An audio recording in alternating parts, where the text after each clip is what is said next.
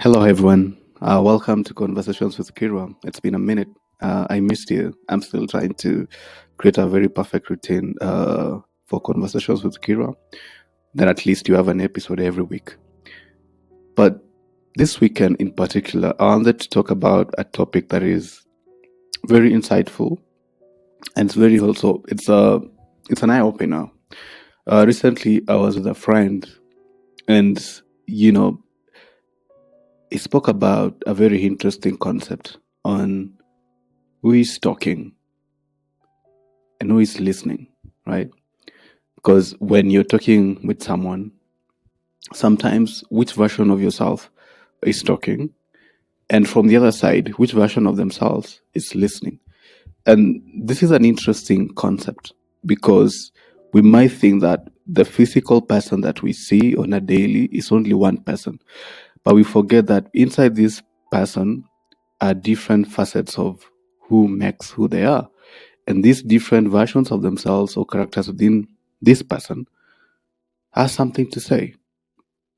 This person might be insecure, this person might be confident, this person might be ambitious or territorial, what you may call it.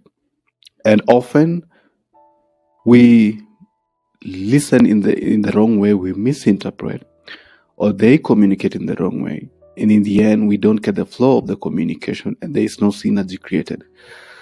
So welcome to today's episode as we dive into that topic. My name is Edwin Kirwa.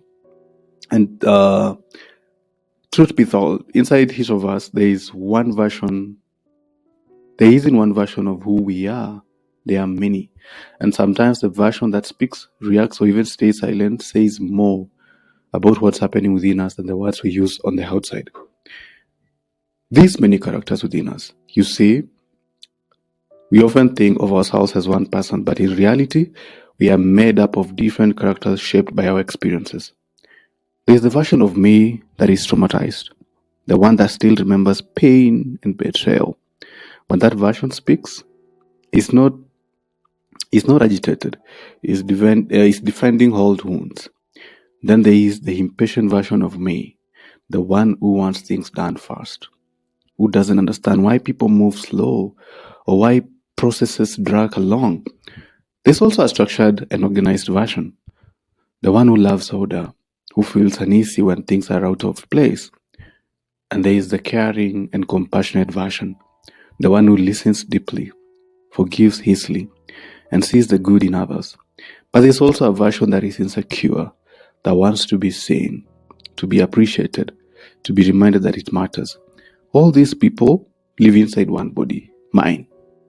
They all talk at different times. Sometimes they even argue. So the question becomes, who is talking right now? And more importantly, who is listening? You see, this misunderstanding between characters can be quite confusing. Let's bring this closer to daily life. Imagine being in a relationship. You walk into your house, remove your shoes, leave them at the door. That's normal for you. You've always done it this way. But your new partner sees that and feels irritated because they like order. Shoes belong in the shoe rack, right? Now two people are reacting. But it's not just about the shoes, is it? Inside you, it's not a big deal. Version is talking up, sort of like doing this kind of action. But inside them, everything has a place. That is the version of them that is speaking. So you both feel attacked. You feel control. They feel disrespected. Yet, if you both step back, you realize it's not personal. It's just two inner characters trying to coexist. And this is where understanding comes in, realizing that we often call conflict. What we often call conflict is just a different version of ourselves trying to be heard. But why does this matter though? I mean, in the context of relationships, say in work, for example, this plays out everywhere, not just at home, in workplaces too. Think about that. Think about it. You have a colleague who always insists on structure and routine. Maybe you see them as rigid or controlling, but maybe they grew up in a chaotic environment. And order is their way of feeling safe or in control. or the one who never wants to lead discussions? Maybe it's not laziness.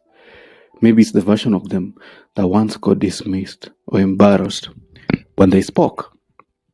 When you start seeing people beyond their reactions, you stop judging them so quickly. You begin to ask deeper questions. Who is talking right now? And what might they need? This perspective softens your heart.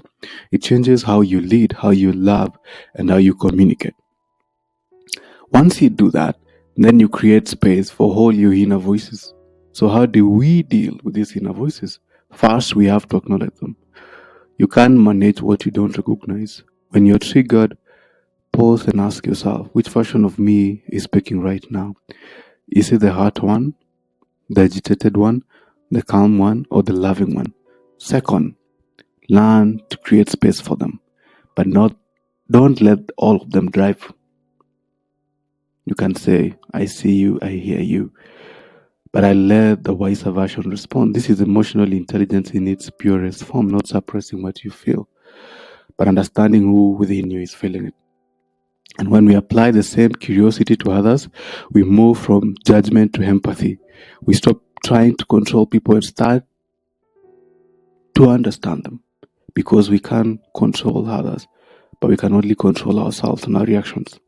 So as you go through your day today, I invite you to listen closely. When you speak, ask yourself, who within me is talking? And when you listen to others, ask, who within them is trying to be heard? If you can practice that, you'll build deeper connections both with others and with yourself. Thank you for tuning in to Conversations with Kirwa. If this episode resonated with you, of course, share it with someone who needs to hear this. Leave a comment or message telling them what version of you speaks the loudest and which one you'd like to listen to more often. Until next time, stay aware, stay kind, and keep listening within. Thank you so much. See you in the next one. Cheers.